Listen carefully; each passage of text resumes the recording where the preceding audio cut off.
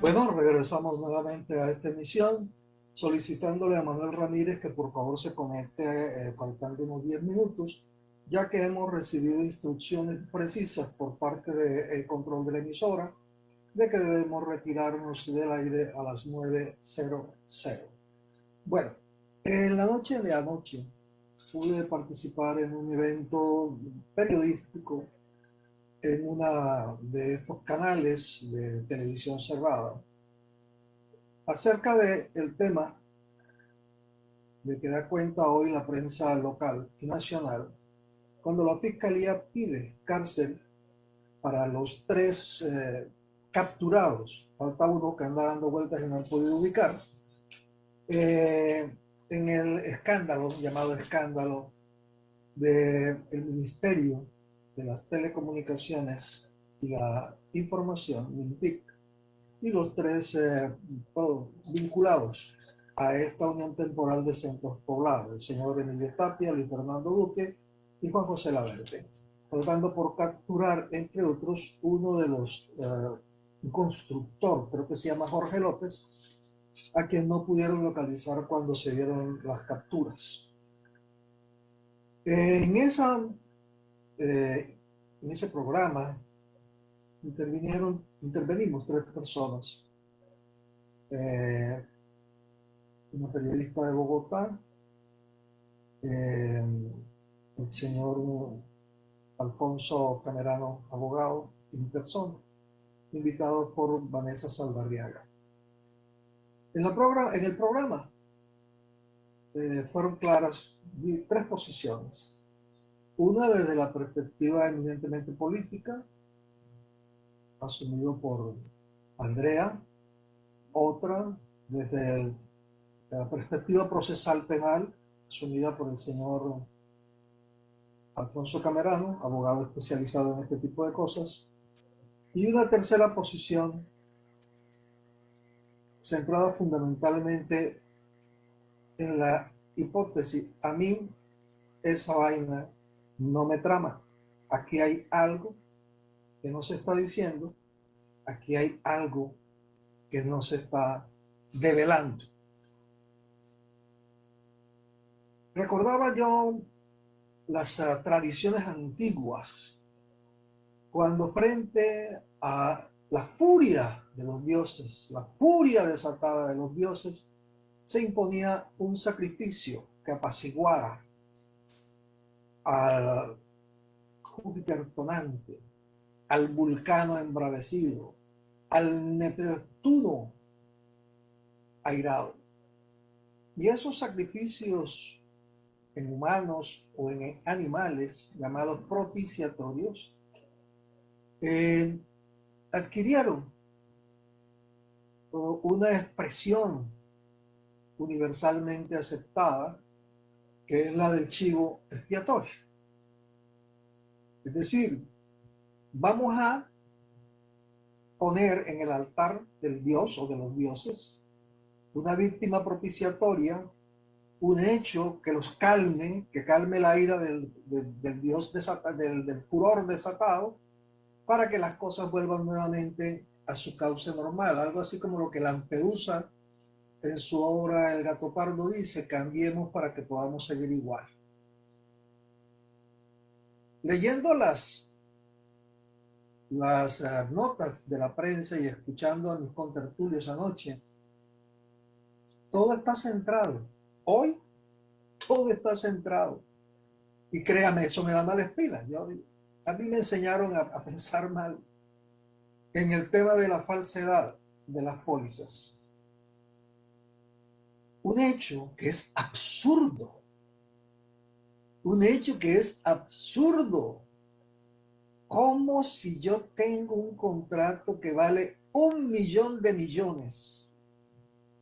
1.000.000 de millones, más de 1.000.000 de millones, es decir, un billón con B grande.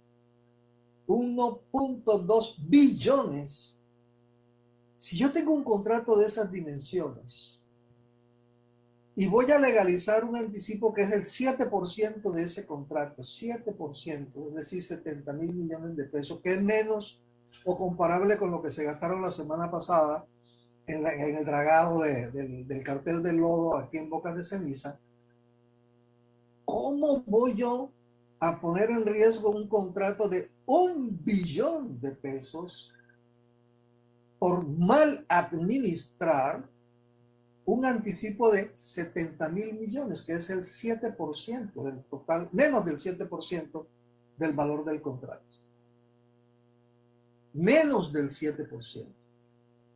¿Cómo voy yo a poner en riesgo eso? Pero la cosa empeora cuando resulta que el valor de la póliza, a mí me dijeron cuando este escándalo empezó, la persona que me dio la información, que es un técnico, un miembro de un broker, cuyo nombre no voy a revelar, me decía: Moisés, eso puede estar por el orden de los 2.300 millones de pesos el valor de esa póliza.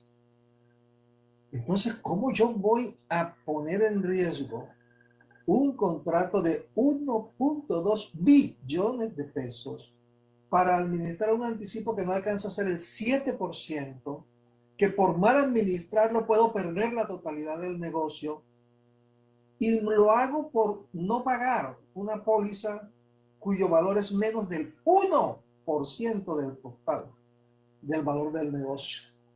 Yo, de verdad, no lo entiendo. Es absurdo, es loco, es absolutamente estúpido. Mas, sin embargo, en esto de que la póliza es falsa se ha centrado la totalidad de la discusión. En esta emisora, por este programa, con el profesor Jorge Vergara, nos dedicamos a decir: óigame, ¿y por qué no se habla del viceministro que estructuró este proyecto desde cuando era subdirector de conectividad y digitalización del Departamento Nacional de Planeación?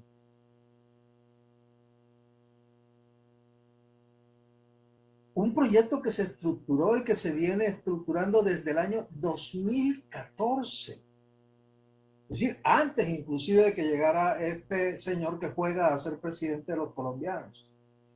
Y de cómo este señor tiene una hoja de vida llamado Iván Mantilla, una hoja de vida espectacular. Es un genio.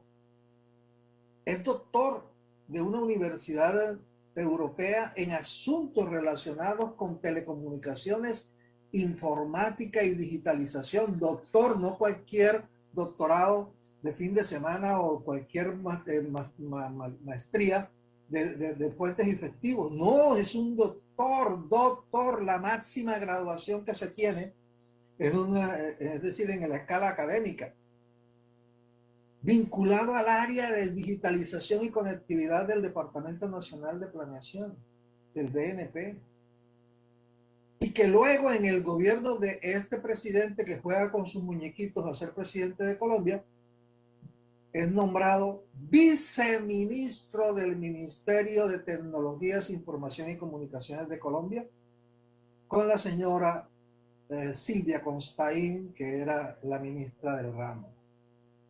Ya eso venía siendo trabajado y había sido incorporado a varios COMPES, el primero de ellos en el año 2014, en donde se decía: la falta de conectividad está generando deficiencias y dificultades para la democratización y la integración del campo de la economía nacional.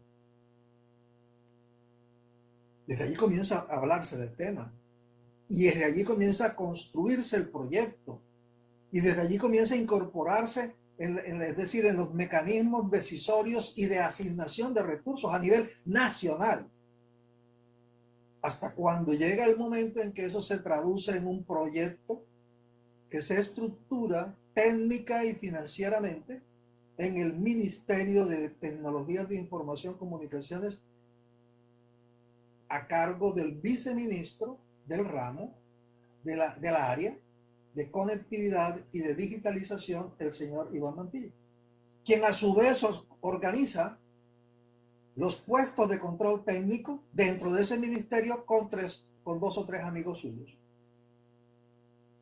Y uno se pregunta: ¿cómo este señor que viene vinculado al proyecto desde el 2014, que lo estructura en el DPS, que además de eso, al nivel de subdirector y luego a nivel de viceministro en el Ministerio de las TICs, ¿cómo es que no aparece por ningún lado? Y entonces alguien me decía, no, lo que pasa es que él era ministro en la época de Constaín. Digo, no, señor, él fue ministro hasta el mes de febrero de este año. Es decir, fue ministro estructurando el proyecto, elaborando los pliegos, corrigiendo los pliegos, atendiendo observaciones. Inclusive se ha llegado a afirmar que estos son pliegos sastres, es decir, hechos a la medida de algunos o de varios de los proponentes. Además de eso, es el encargado de estructurar el equipo que hace la evaluación técnica, que responde por las inquietudes de los diferentes ofertantes, y además de eso participa en la adjudicación y se va cuando ya todo está listo y es reemplazado por Walid David Jalil. ¿Dónde está el señor viceministro de la época? Es la pregunta, porque yo no creo que este joven ejecutivo, genio de las telecomunicaciones, de la información en Colombia, se haya dejado meter el dedo en la boca porque estaba incapacitado técnicamente para entender que esa unión temporal no tenía la capacidad para poder desarrollar lo que todavía le cuesta dificultades a empresas especializadas en este tipo de negocios, como es el caso de Claro o como es el caso de algunos de los descabezados en materia técnica, perdón, de las propuestas por razones absurdas, entre otras cosas. Eso sí tengo que decirlo. De la famosa, se asignó al que ofrecía más puntos de contacto, como si es, perdón, puntos de digitalización y de conectividad, como si esa fuera el criterio. Porque hay una cosa, cuando a ti te ofrecen unas cuestiones en tecnología que están definidas por el mercado, cuando a ti te ofrecen un menor valor frente a unos precios de mercado que inclusive el gobierno mismo controla a través de Colombia Compra Eficiente, uno tiene que preguntarse, ¿y ese router que en el mercado está costando? Voy a poner una cifra, 100,000 pesos, porque este señor me lo ofrece en 40. ¿Dónde está la bolita? ¿Dónde está el truco? ¿Cuál es la razón? Y yo tengo que rascarme la cabeza. Y lo digo por experiencia propia, porque también me tocó padecer una circunstancia de este tipo, cuando por estar detrás de los precios más bajos terminó uno metido en un problema, porque resulta que los bienes comprados eran de contrabando. Que si uno no sabe, tiene que buscar quien sepa. Y en este caso, en el ministerio había quien sabía, que era el señor Mantilla, Iván Mantilla o Montilla, no recuerdo esa plantilla. El doctor Iván sabía, porque él tenía por qué saberlo, porque es un actor privilegiado en el mercado, en el contexto de las tecnologías, incluyendo el hecho de poder pronosticar los cambios que en ellas se pueden dar, que van a ser obsoletas un determinado tipo de tecnología económica barata o baratiera, y como dicen aquí en Barranquilla, o decimos aquí en Barranquilla, y los tiempos, que no son pocos, 20 años en los que se iba a desarrollar este proyecto. 20 años. Iban a desarrollar un proyecto de 1.2 billones de pesos en 20 años. En este punto, me resulta simpático el cuento de cómo en este país del neoliberalismo, casi que todos los negocios se hacen a 20 años. Es decir, vamos entonces a inventarnos una vaca a la cual ordeñar durante 20 años para poder vivir de eso durante 20 años, con rentas propias, con garantías, con todos los alamares y detalles tendientes a poder dedicarnos los próximos 20 años a vivir del cuento. Pero bueno, volvamos a lo principal.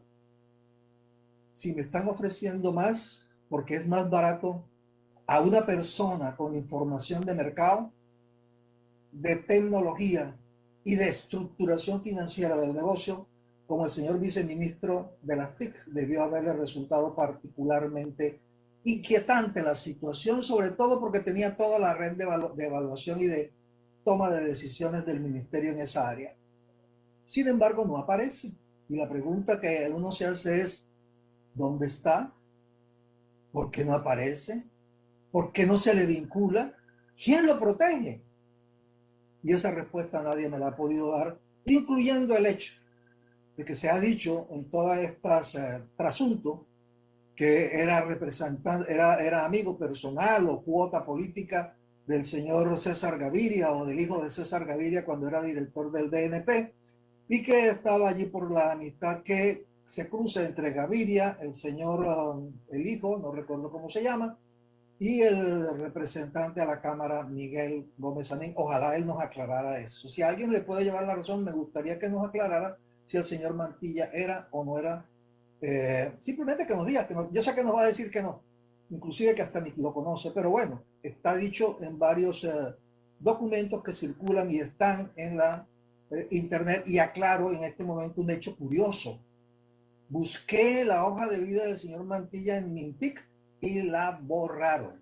Por lo menos ayer estaba desaparecida. El mensaje que me aparecía era: ese documento no existe. Dice uno, vea usted.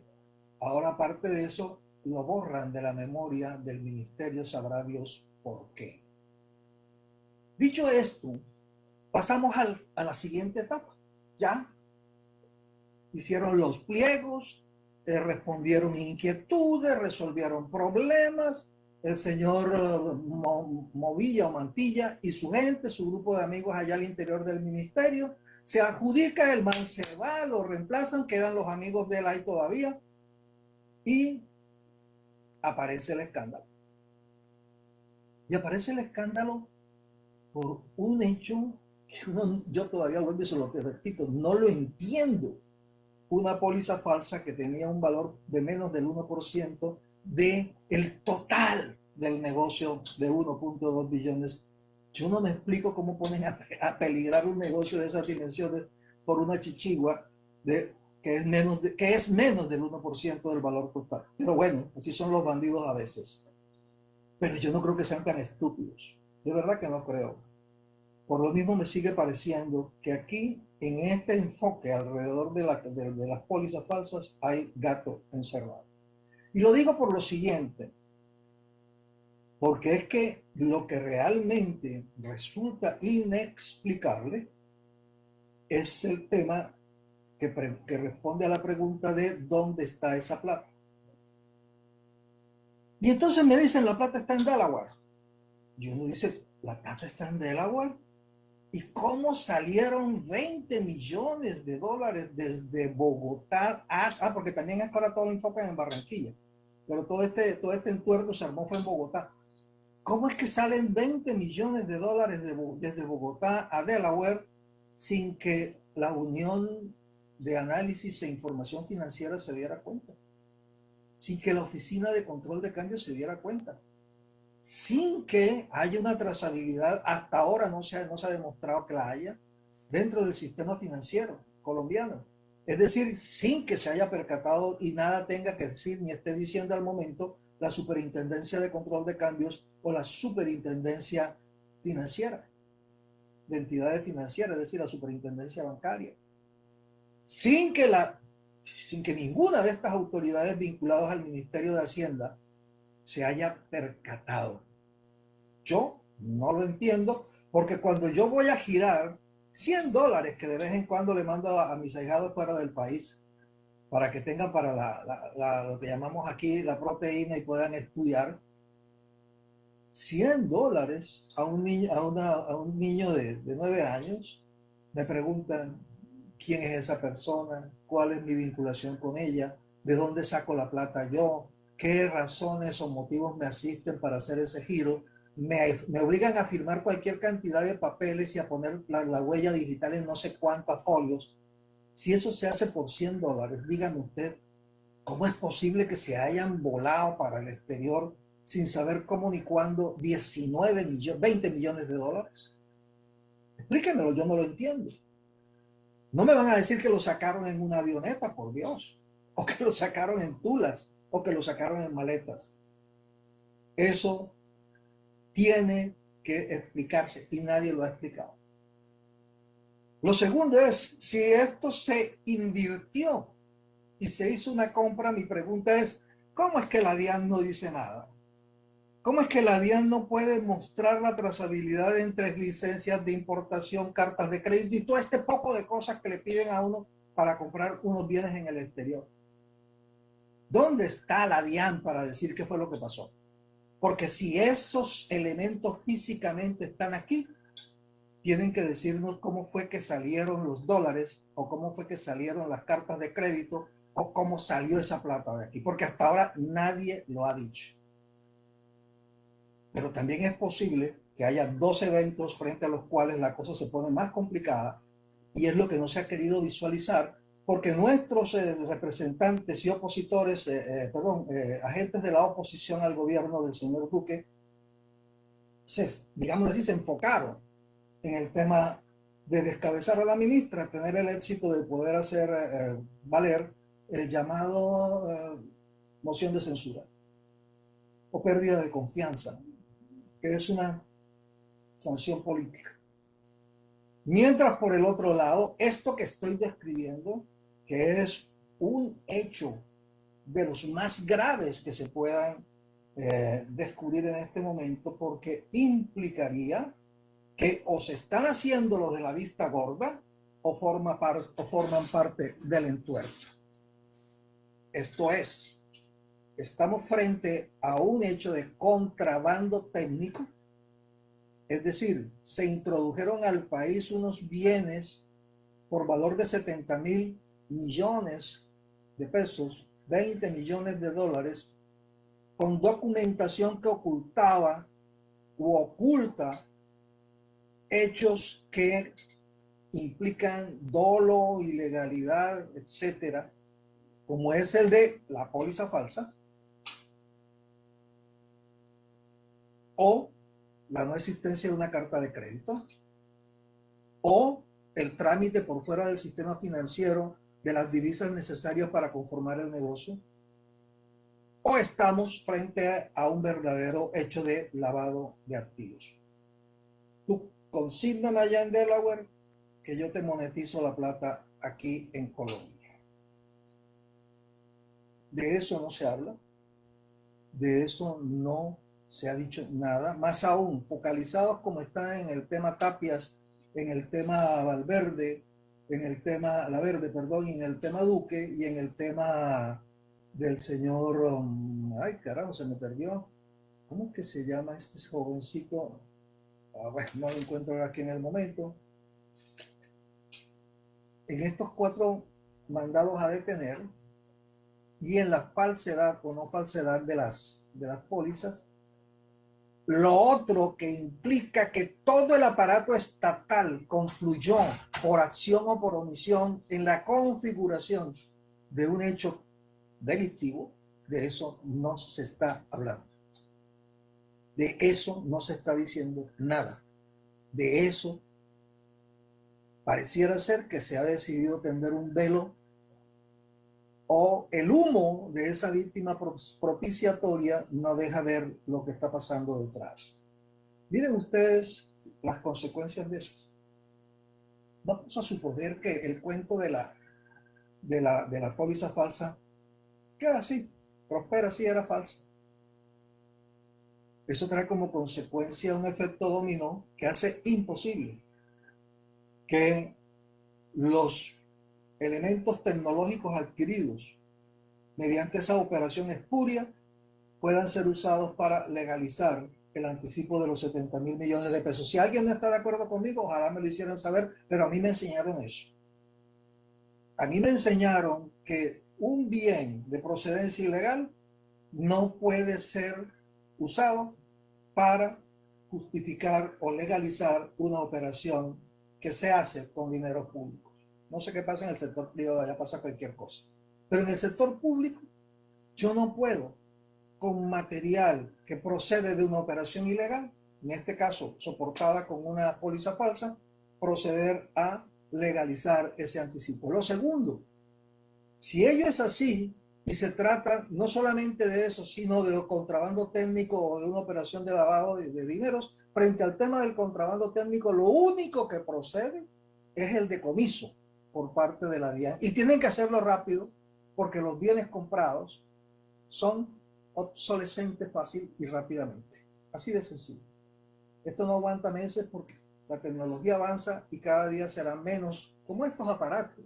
Cuando uno compra un chocoro de estos, al año tiene que estar pensando en cambiarlo porque las actualizaciones te van consumiendo memoria, te van ralentizando el equipo y llega un momento en que ya no te sirve con carajo. Y si se trata de una operación de lavado de activos, pues lo único que procede es la extinción de dominio. Esto no es un chiste, esto es grave. Y lo único que uno ha dicho aquí, el profesor Vergara se ha referido en sus escritos, yo lo he repetido todas las veces que he podido, es que aquí la Junta del Banco de la República, la Unidad de Análisis de Investigaciones Financieras, la Superintendencia Bancaria, la Superintendencia de Control de Cambios, la DIAN, la POLFA y la Fiscalía, 7 instituciones, tienen que darnos respuesta de qué fue lo que realmente pasó aquí. Porque focalizados como están en el tema de la legalidad y ilegalidad de la póliza, lo otro no está siendo objeto de indagaciones, investigaciones, porque una vez establecido el elemento generador de humo, esa cortina de humo, ese ánimo caldeado de la oposición y de los políticos opositores, se calma, no ven, les echan arena en los ojos y aquí paz y en el cielo gloria.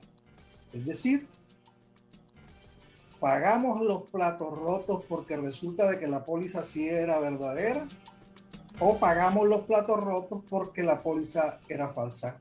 Es decir, con cara perdemos y con sello también. Porque si bien es cierto que en el caso de que la póliza sea falsa, ahí están los chécheres, no es menos cierto que esos chécheres legalmente no pueden ser usados para resolver el problema de dónde está la bolita, qué pasó con los 70.000 millones de pesos que puestos en, llamémoslo así, en el uso, en el tiempo, forma parte de un negocio a 20 años en lo cual es menos del 7%, y respecto de la dimensión en el valor y el tiempo es todavía menos grave, digo yo, menos grave, no moral o jurídico, sino en cuanto al uso y lo que pudiéramos llamar justificación a los 65.000 millones de pesos que se gastaron la semana pasada abatiendo lodos en el canal navegable para luego dentro de 15 días volver a gastarse otros 40.000 o 50.000 en lo mismo y terminar el año con 200.000 o $250 millones de pesos botados allí en forma de subsidios cruzados que no le gustan a nuestros amigos del sector portuario que uno diga estas cosas porque se sienten ofendidísimos, porque es que no quieren aceptar que son titulares de unos, son los únicos que utilizan una vía pública sin pagar peaje por usarla, sin pagar peaje para mantenerla. Pero bueno, así es este país. Estamos andando de escándalo en escándalo para ir tapando catrasca. Y ustedes saben, los barranquilleros, qué significa catrasca. Muchísimas gracias. Nos despedimos hasta mañana, siendo las 9 y aproximadamente un minuto adicional. Cumplimos así la orden impartida por la dirección de la emisora.